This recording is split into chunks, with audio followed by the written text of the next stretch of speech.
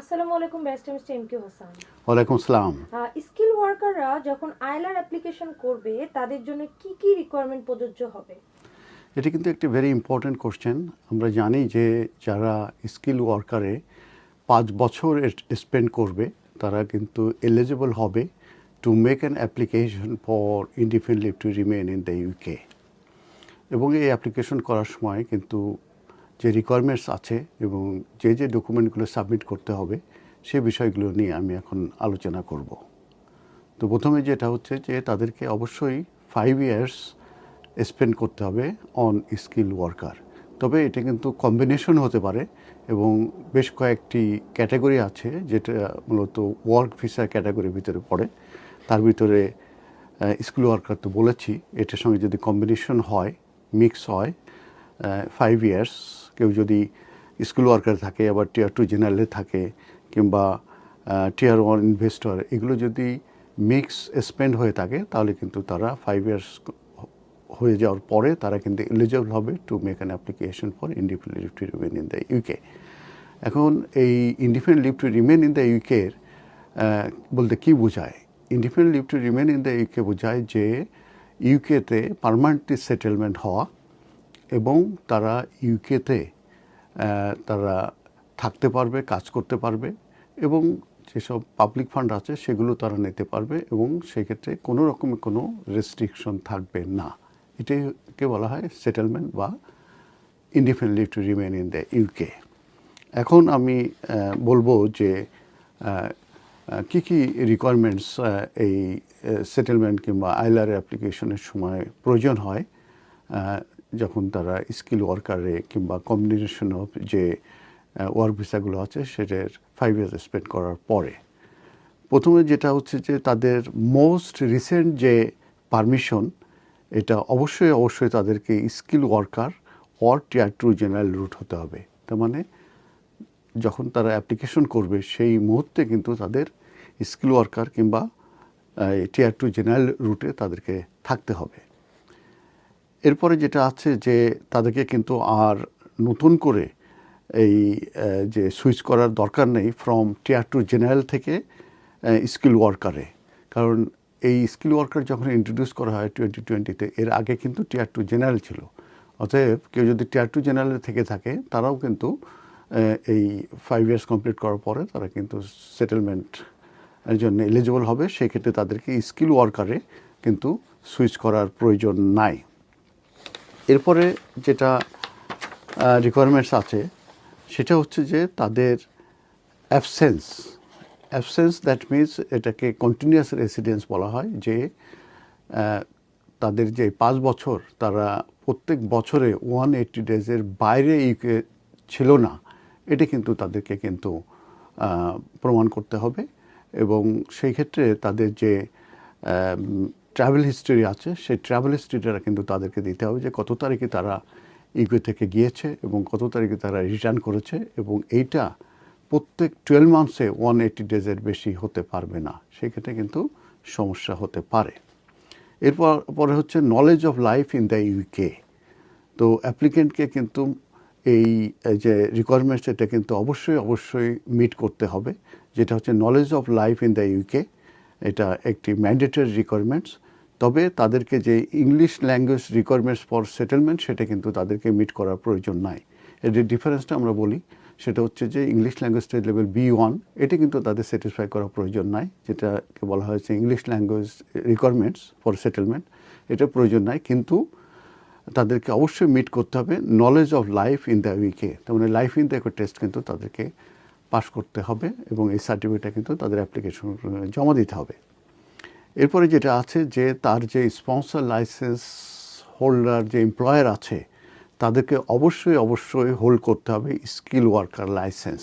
তার মানে যখন সে অ্যাপ্লিকেশন করবে তখন তার এমপ্লয়ারের লাইসেন্স, ভ্যালিড লাইসেন্স তাদের আছে। আর স্পন্সরের কাছ থেকে কিন্তু একটা কনফার্মেশন নিতে হবে, একটা লেটার নিতে হবে তাদের লেটার হেডে, এবং সেখানে তারা কনফার্ম করবে যে অ্যাপ্লিকেন্ট তাদের সঙ্গে কাজ করছে, তার স্যালারি কত এবং তার জব টাইটেল কী, এবং ইন ফিউচারেও সে ওখানে কাজ করবে এবং ওই এমপ্লয়ারের প্রয়োজন রয়ে গেছে ওই এমপ্লয়িকে, দ্যাট মিনস ওই অ্যাপ্লিকেন্টকে তার ওই কোম্পানিতে কাজ করার জন্যে, ওই পোস্টের জন্যে।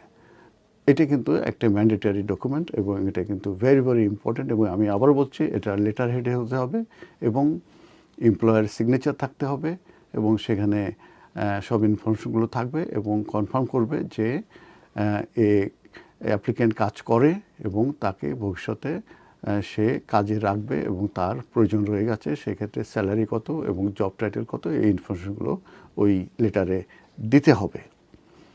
আর এই অ্যাপ্লিকেশনের সময় নতুন করে কিন্তু আর কস্ট দেবার প্রয়োজন নাই। অতএব সে যে ভিসায় আছে, স্কিল ওয়ার্কার কিংবা টিয়ার 2, সেটা থাকলেই হবে। নতুন করে আর কিন্তু তাদের ফেভারে কস্ট ইস্যু করার প্রয়োজন নাই। এবার আমি একটা ইম্পর্টেন্ট জিনিস বলবো, সেটা হচ্ছে যে স্যালারি কিন্তু একটা সার্টেন স্যালারি থাকতে হবে এবং সেই সার্টেন স্যালারিটা কী সেটা আমি বলবো।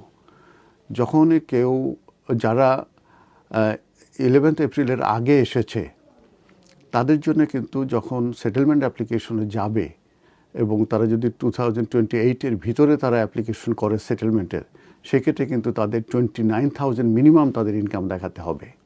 আমি আবারও বলি, যারা 11 এপ্রিল 2024-এর আগে এসেছে এই স্কিল ওয়ার্কারে এবং তারা যখন 2028-এর আগে যখন এই সেটেলমেন্ট কিংবা আইলার জন্য অ্যাপ্লিকেশন করবে, তাদের বেতন যেটাই হোক না কেন, ওই মুহূর্তে তাদের আইলার করার মুহূর্তে তাদের বেতন হতে হবে 29,000 মিনিমাম।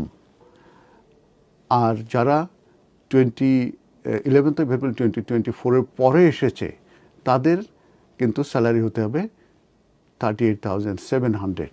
আবার এখানে আরেকটা বলি, সেটা হচ্ছে যে যারা 11 এপ্রিল 2024-এর আগে এসেছে এবং তারা যদি 2028-এর আগে যদি এই সেটেলমেন্টের জন্য অ্যাপ্লিকেশন না করে, কারণ তারা যদি 2028-এর আগে অ্যাপ্লিকেশন করে 29,000 মিনিমাম ইনকাম তাদের দেখাতে হবে।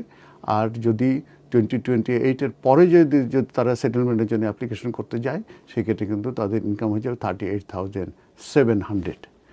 আর আরেকটা জিনিস আমি বলি যে পে স্লিপ কিংবা ব্যাংক স্টেটমেন্টের ব্যাপারে কিন্তু আমি যে গাইডেন্স আছে, সেটা হচ্ছে 9 এপ্রিল 2025-এর যে গাইডেন্স এই স্কিল ওয়ার্কারের উপরে, কেস ওয়ার্কারদের, সেখানে কিন্তু আমি পে স্লিপ কিংবা ব্যাংক স্টেটমেন্ট জমা দিতে হবে এই ধরনের কোনো লিস্ট কিন্তু আমি দেখি নাই।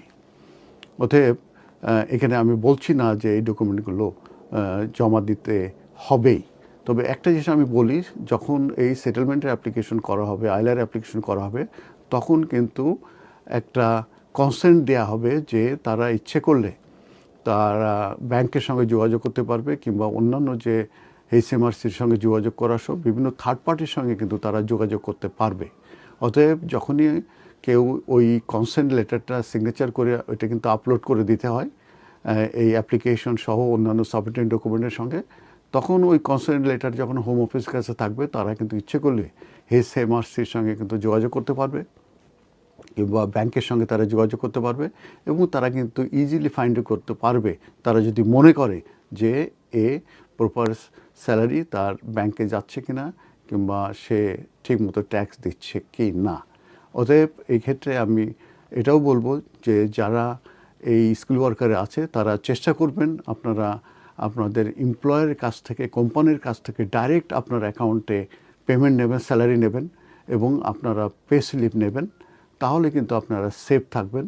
যদি যখন আপনার সেটেলমেন্ট কিংবা আইলারের জন্য অ্যাপ্লিকেশন করবেন, তখন কোনো কারণে যদি তাদের সন্দেহ হয় কিংবা তারা যদি র্যান্ডাম যে ভেরিফিকেশন করা কিংবা এই ডকুমেন্টগুলো যদি তারা চায় যে সে ঠিকমতো ট্যাক্স পে করেছে কিনা, তার মানি কোম্পানি থেকে অ্যাকাউন্টে গিয়েছে কিনা, তখন কিন্তু তারা P60, পে স্লিপ কিংবা ব্যাংক স্টেটমেন্ট কিন্তু যারা চাইতে পারে এবং আপনারা যেহেতু কনসেন্ট লেটার দিয়ে দেবেন, তারা কিন্তু ইজিলি নিজেরাই কিন্তু অ্যাক্সেস করতে পারবে। অতএব আমি সবাইকে বলবো যে আপনারা চেষ্টা করবেন আপনার কস্টে যে স্যালারিটা আছে এবং 1 এপ্রিল থেকে যে চেঞ্জটা আসছে সেটাকে আপনারা মেনটেন করবেন এবং সেই স্যালারিটা যেন কোম্পানি থেকে আপনাদের অ্যাকাউন্টে যায় এবং আপনাদের ব্যাংক স্টেটমেন্ট রাখবেন এবং পে স্লিপ রাখবেন এবং আমি অন্য যে ডকুমেন্টগুলো বলেছি সেগুলো তো ম্যান্ডেটরি আছে, অ্যাপ্লিকেশনে দিতে হবে।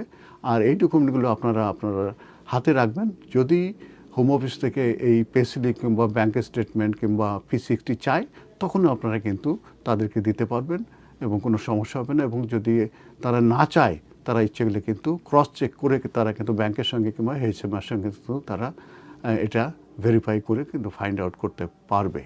অতএব আপনারা যখনই সেটেলমেন্ট কিংবা আইলার অ্যাপ্লিকেশন করবেন, আপনারা যে কোনো এক্সপার্ট লয়ারের কাছে যে আপনারা জেনে বুঝে কিন্তু আপনারা অ্যাপ্লিকেশন করবেন। এবং আমরা এমপি হাসান সলিসিটার থেকে কিন্তু এই সার্ভিসগুলো দিয়ে থাকি। আপনারা যদি চান আমাদের সঙ্গে যোগাযোগ করতে পারেন এবং আমরা এই ব্যাপারে আপনাদেরকে হেল্প করব। ধন্যবাদ।